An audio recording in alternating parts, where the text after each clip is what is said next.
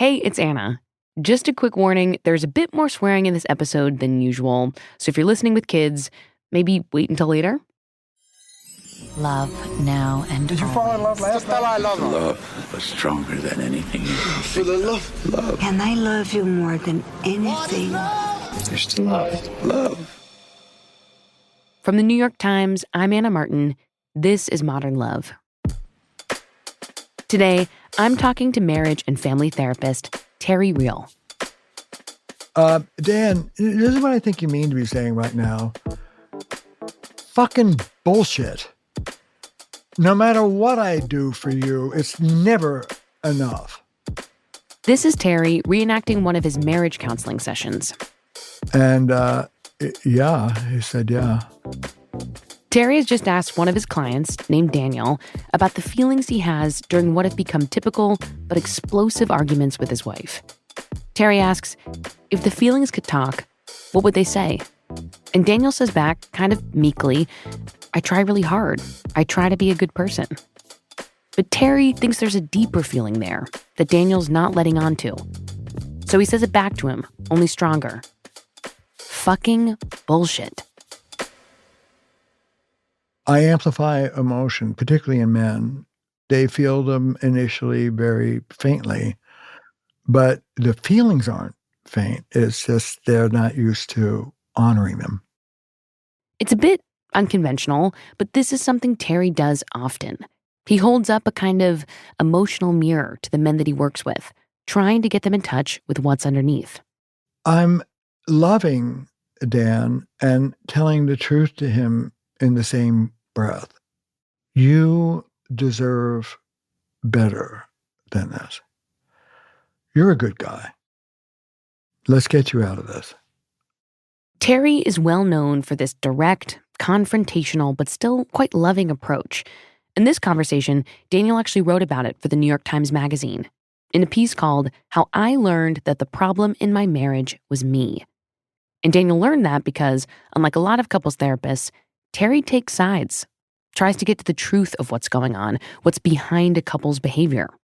I started off, my beat were couples on the brink of divorce that no one has been able to help. These women would drag these guys in, and I would lean in and tell them, she's right, you're wrong. This is what's going to happen if you don't shape up. This is what you could get if you do. You're a good guy. This is terrible behavior. Let me reach in and help you, man. I mean, this you can do better than this. And the men would say, okay. And the women would just fold over and start to cry.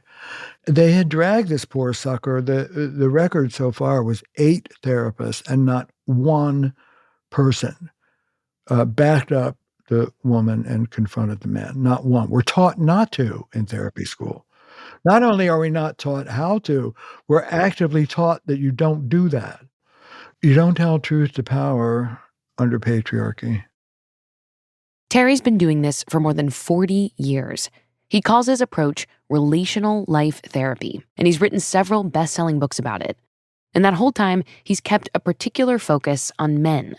Because for Terry, the things he sees men struggle with, from the most mild problems to the most extreme behaviors, it all stems from something fundamentally broken about the way our culture defines masculinity. So today, Terry Real tells me what he's learned about masculinity that drove him to break the rules of therapy. He'll tell me how his own childhood showed him that our current models of masculinity don't work, and what it will take to build new ones. And during our conversation, we talked a lot about what it means to be a man right now. Because to Terry, despite his 40 years with hundreds, if not thousands of clients, he says his mission of reaching men has never felt more urgent. Stay with us.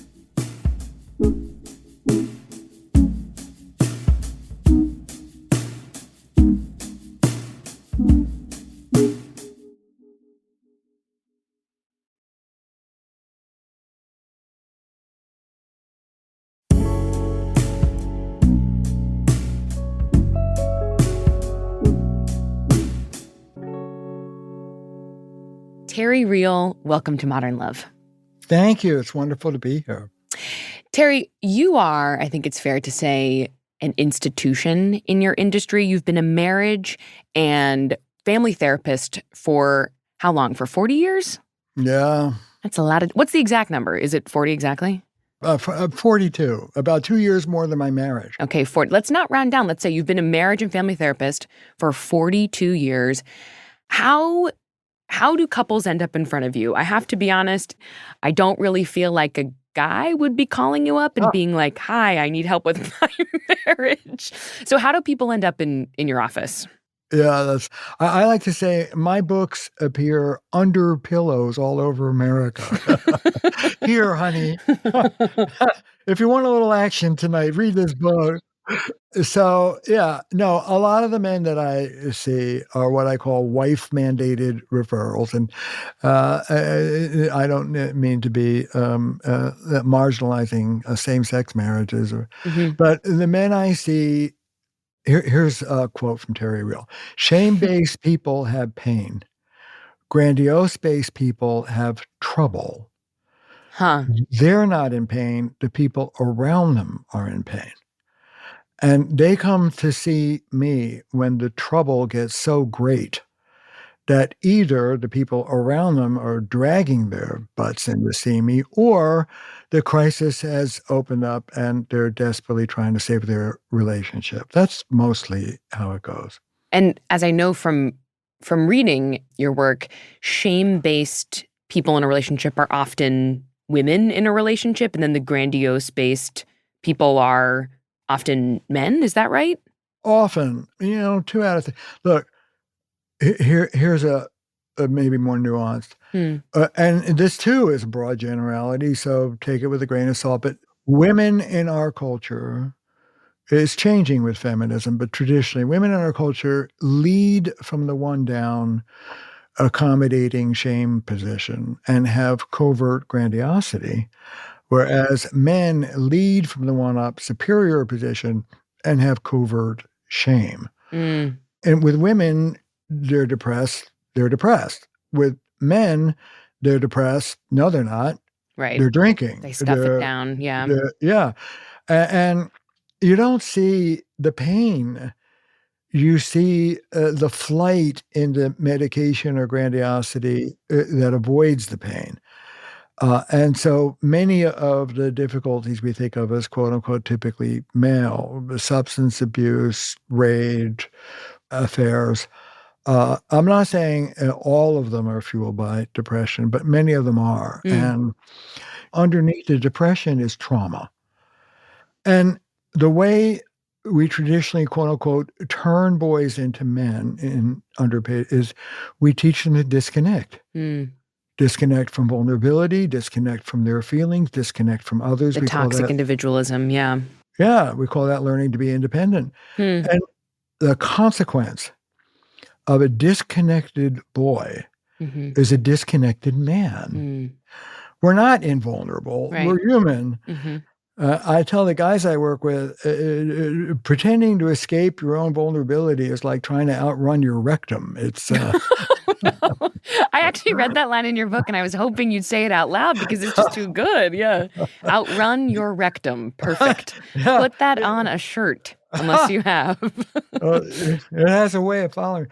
So, no, of course we're all vulnerable, but trying to live up to that superhuman code leads every man vulnerable to anxiety and shame that they then don't admit because that would be weak. So the whole thing is just a mess. And the work I do, I say I feel like a surgeon reattaching nerves. You write about that process in, I think it's your first book, which was about male depression.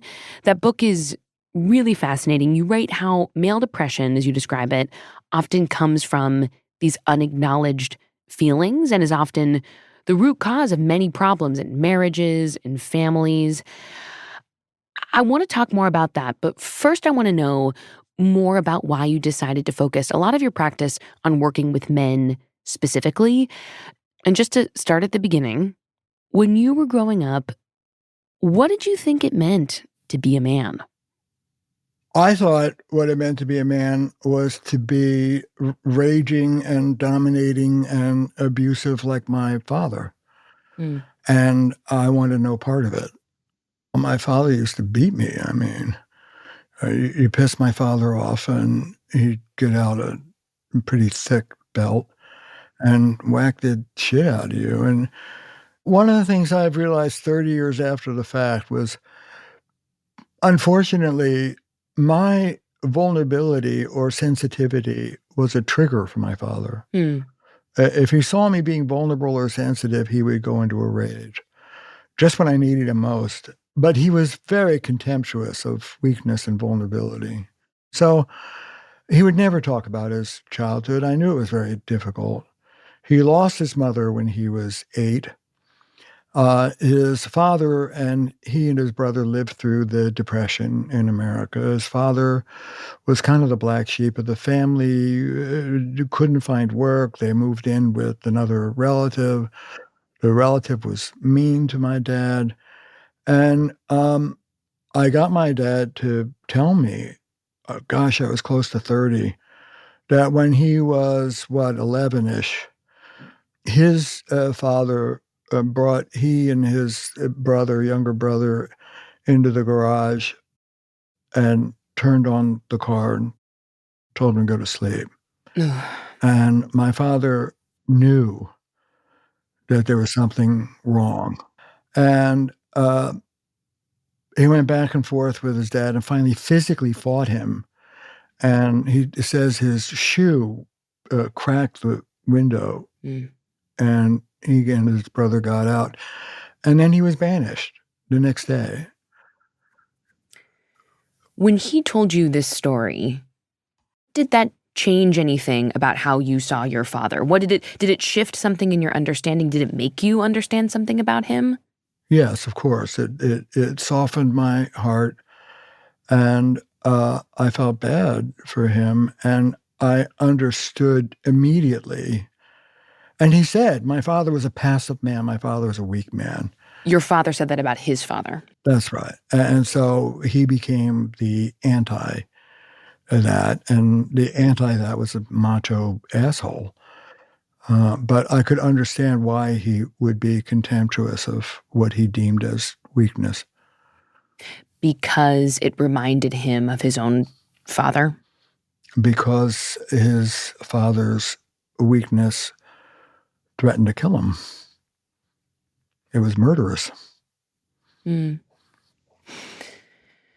The way that you opened up space, as it were, encouraged your father to share, was that sort of the beginnings of Terry Real's approach to therapy with men? Like, did you seed anything in that conversation that we now see in your practice today? Yeah, that's a beautiful question. We don't have to go into a lot of detail, but for 2 years, Belinda and I and my kids and Belinda's your wife, yeah. yeah, a great family therapist in her own right, I want to say. We were followed by a documentarian, and there's a docuseries that's coming out about us. And one of the beginning scenes of astoundingly enough, I was 34 years old, not married yet to Belinda, and my parents came for a week of family therapy with me. Wow. Whoa. And we filmed it. And the film survived. And what you see, and I hadn't seen it for 40 years. Wait, was someone doing family therapy on you, your mom, and your dad, or were you doing family therapy on the three of you? No, someone was doing family therapy with us. Gotcha. And what you see is that after 10 minutes, I sidelined the therapist, who's pretty irrelevant, actually. And I move in to my dad and mom. Whoa. And I am doing relational life therapy with my parents at 34. You see it. What are you seeing yourself doing? One of the core principles of RLT is what we call joining through the truth, confronting people, but in a way that's precise and loving, so that they can hear it. One of the things that therapy school says about grandiose people in general and men in particular is, don't tell truth to power. We I believe my field colludes with patriarchy in protecting perpetrators. We have done a great job of helping people for 50 years come up from shame, but we've been ridiculously ineffective at helping people come down from grandiosity. And I knew that I had to do that. So Hmm. there was a moment with my dad. He started crying. I get it. Forgive me. He talked about his mother who died. He talked about his exile. And he started crying and he said, I haven't felt any of this. I haven't thought about this my whole life until you started probing, Terry.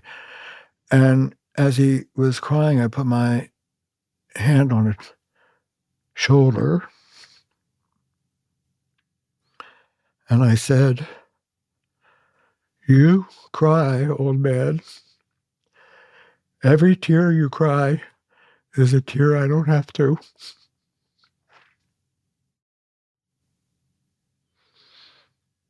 That was pretty wise at 34.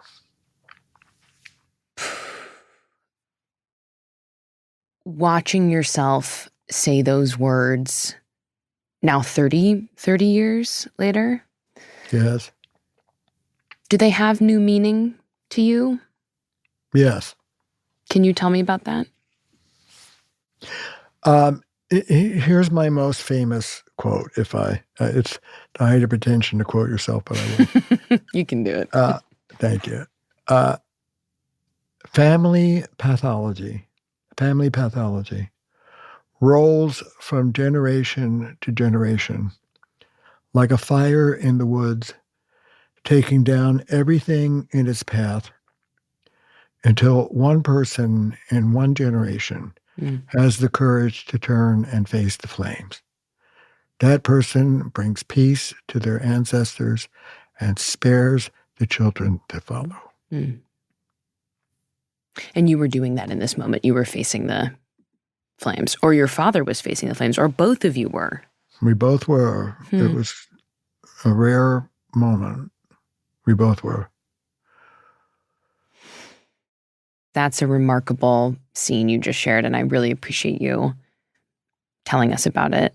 And it is remarkable. I mean, you say it's wise for 34. This is the beginning of your practice. Like, you were just starting to develop this approach to working with men, and I find it pretty remarkable that one of the first men you practiced this on, or did this with, rather, was your own father. That feels apt and healing and quite difficult. Apt and healing and difficult. I'll tell you this. I am the son of a depressed, angry father. He was the son of a depressed, angry father. I have two boys, 35, 37. Neither of them say that, and neither will their children. And that is the greatest accomplishment of my life. Mm. Can I ask you, Terry, like, as you developed and honed in on this relational approach to therapy and developed this focus, is it right to call it a focus on men, a specialty? Is it right to call it a focus? Sure. Yeah. No, I consider myself a relationship expert and an expert on male psychology.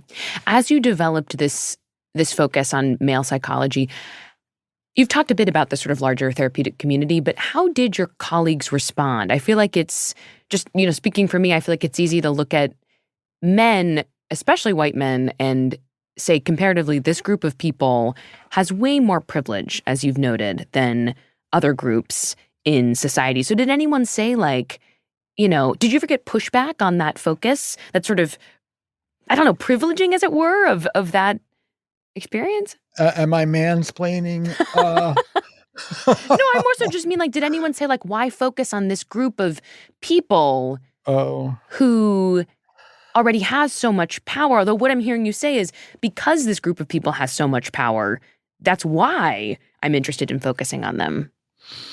Well, yes and no. I mean, power, yes. Miserableness also. I think one of the revolutionary things I said, and I really want to give a shout out to some beautiful early feminist psychologists, the folks at the Stone Center, Jean Baker Miller, but most of all, Carol Gilligan, my dear friend, who are man-loving feminists. And they, as well, I was really, and to some degree, am one of the few male voices saying, patriarchy is a system that does damage to everybody. Yes, men are on top and women are on the bottom, but if that's your idea of what's on the top, not to whatever, but there was I won't say who, but there was an expert on, TV talking about aspirational masculinity and how all these young men are looking at Elon Musk. Yeah, sure, richest man in the world, send people to Mars, fantastic. You want to be married to that guy? Most people don't, and if that's what you want to aspire to, I don't want to get too close to you. Well, you're bringing up something that I wanted to ask you about, which is like, I'm really curious your perspective on what masculinity means right now. We talked about your early understandings of it, and this is a concept, certainly, I feel like human society has wrestled with since maybe the dawn of human society. It does feel to me, though, that we are at a kind of flashpoint culturally, at least in the United States, where men who hold on to traditional values of masculinity are lashing out, they're reasserting those values, they're ascending to power in some cases. What are you seeing in the year 2025? What is going on with men? Big question, Terry, but I feel like you're the person to ask this to. Not to be grandiose myself, but I want to take ownership. I am the person to ask this to, and I'll tell you why. There are no models. There are no models of healthy relational masculinity. None. Yeah. And, boys and men are floundering. Everybody knows that. But look, someone described my work as women have had a revolution and now men have to deal with it. The response to the challenge that women are presenting to men in their marriages, in the job market, in education, has largely been blowback, a resurgence of the most traditional and frankly unappealing aspects of traditional patriarchy, just dominance and bullying. That ain't it.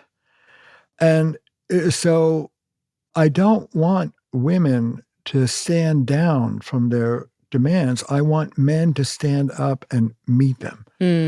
What women are asking for from men is relationality, is learning to be intimate, is opening up your heart and sharing your feelings, being vulnerable, being soft when your partner's vulnerable, being responsible.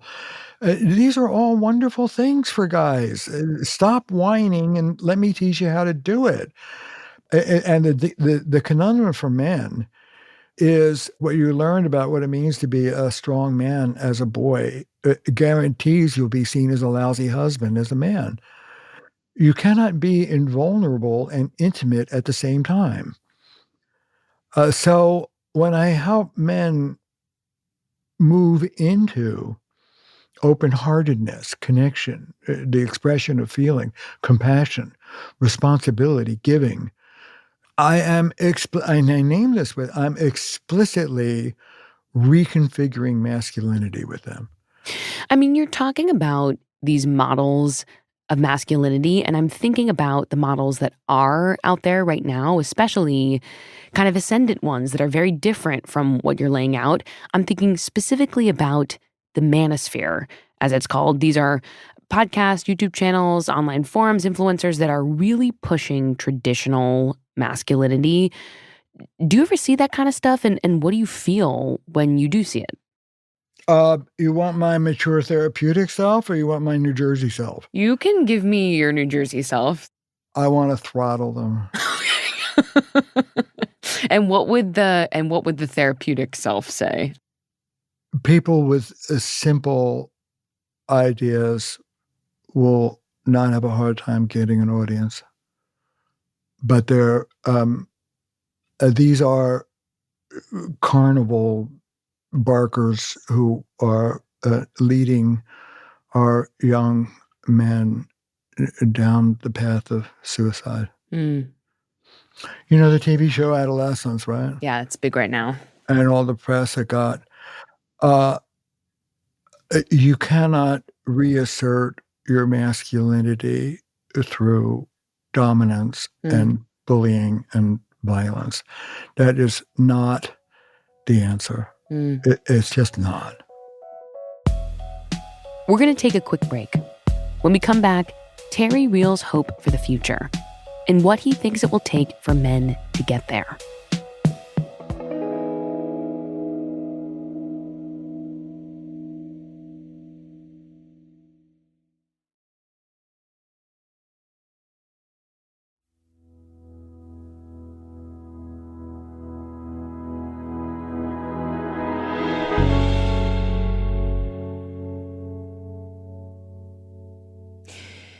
Terry, I'm curious whether this mission of reaching men feels more urgent to you now than it has before. Oh, my God. I mean, I would say the house is burning.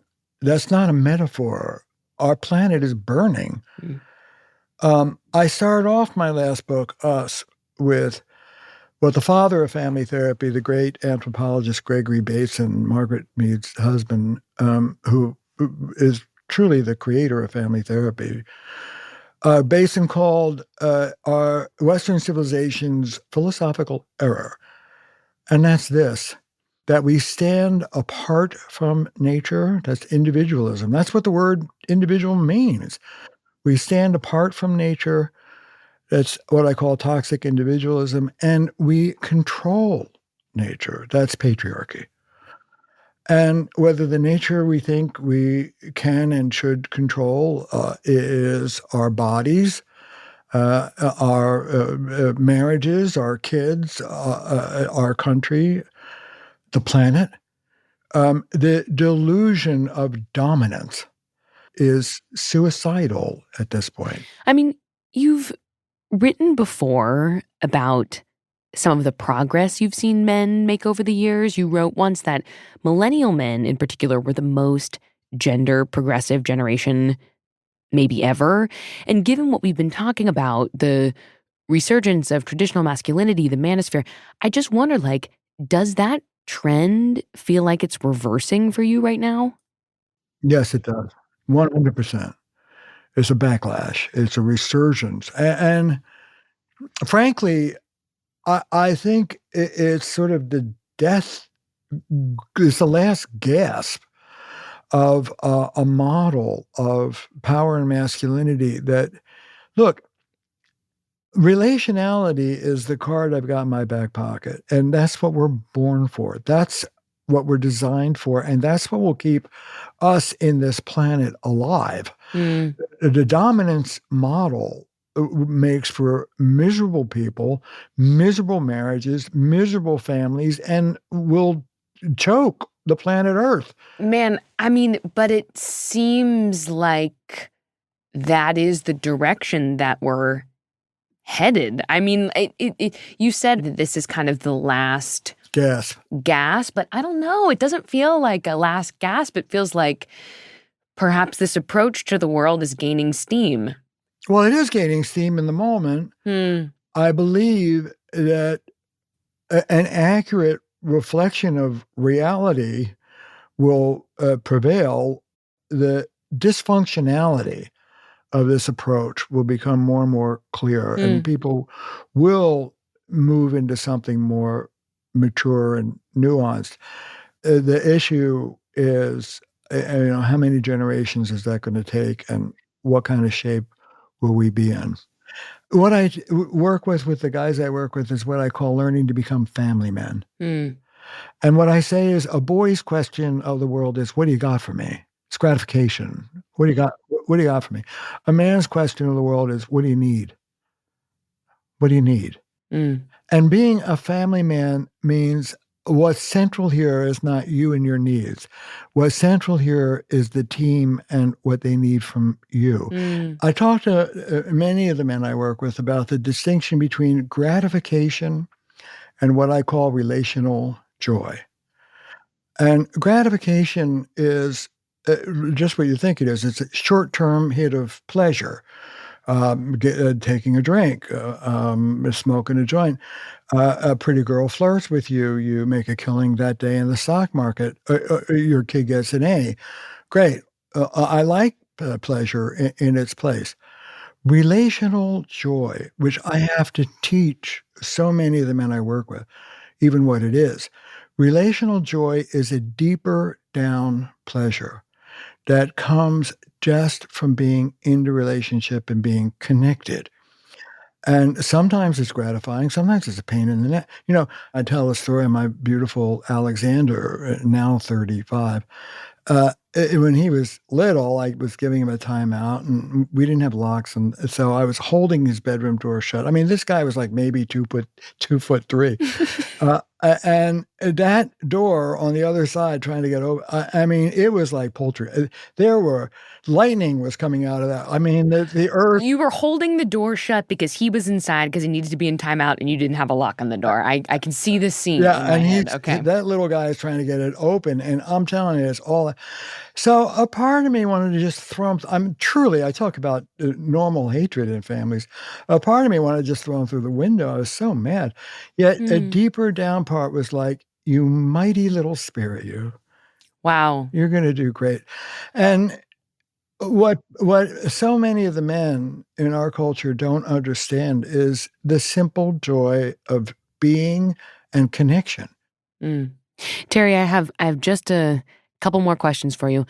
Here's a big one. Why should men listen to what you have to say? Men should listen to what I'm saying because it's in your interest to. You will be happier. Your marriage will be happier. You will change the legacy that you pass on to your children. And listen, I know how important that is to you out there, whoever's listening, that guy. The American dream, everybody talks about what is the American dream is the dream that our children will have it better than we did. When we think about that, we almost always think about that in terms of material success. But I want you to think about your children having a better legacy than you had. I think men will listen. The thing is that I'm right. Who's right? The thing is that I'm right. I love it. Yes. Terry, you've mentioned your wife, Belinda, who's also a family therapist. Brilliant therapist, yes. Can I ask you, a thing I find really remarkable and frankly soothing about talking to you is you have an answer, and usually a phrase, or you've written a book as an answer to so many of my questions. But of course, no one has all of the answers, and we are constantly working on ourselves. And I guess really to close, what is something that you are working on in yourself and in your marriage to Belinda? Yeah, this is hilarious. So there, in families, there are famous stories. And here's one that it was true then, and I'm still working on it now. And my kids were teenagers. They're in their 30s now. They both joined hands and kind of bounced up to me and said, "Dad, are you aware of the fact that when we confront you with something we're critical about, that you're dismissive of us?" And I looked at this is absolutely true. And I looked at them and I said, "That's ridiculous." I don't do that. Stop it. Yeah. So let's just leave it there. That is so sweet. Terry Real, thank you so much for this conversation. It gave me a lot to think about, and I'm grateful. I am very grateful. It's been a blast talking to you. I really appreciate it. Terry Real, everyone. Look, I feel like there's still so much left to say about all of this. So Terry is actually going to come back in a few weeks to talk to us all about fatherhood. You know, we've been asking for your stories about your dad for our Father's Day episode, and we are definitely still accepting those stories. But if you are a dad, or are about to be a dad, or are dad adjacent in some way, we'd love to hear your questions for Terry. He's agreed to give our listeners his advice on fatherhood, like how to parent in a world filled with all sorts of mixed messages about how men should be, or maybe how to repair a mistake you made as a dad. Perhaps you feel like you're doing great, but there's this one part of being a father that's hard to figure out. Send us your questions, and Terry will do his best to offer advice. You can record them as a voice memo and send them to modernlovepodcast@nytimes.com. That's modernlovepodcast@nytimes.com. We've got some tips for submitting in our show notes. Thanks, and we can't wait to hear from you. This episode was produced by Davis Land. It was edited by our executive producer, Jen Poyant. Production management by Christina Josa. The Modern Love theme music is by Dan Powell. Original music in this episode by Diane Wong, Pat McCusker, and Dan Powell. This episode was mixed by Daniel Ramirez, with studio support from Maddie Masiello and Nick Pittman. Special thanks to Paula Schumann, Lisa Tobin, Wendy Dorr, Emily Lang, Mahima Chablani, and Jeffrey Miranda, and to our video team, Brooke Minters, Felice Leone, Michael Cordero, and Sawyer Roque. The Modern Love column is edited by Daniel Jones. Mia Lee is the editor of Modern Love Projects. If you'd like to submit an essay or a tiny love story to the New York Times, we'll have the instructions in our show notes. I'm Anna Martin. Thanks for listening.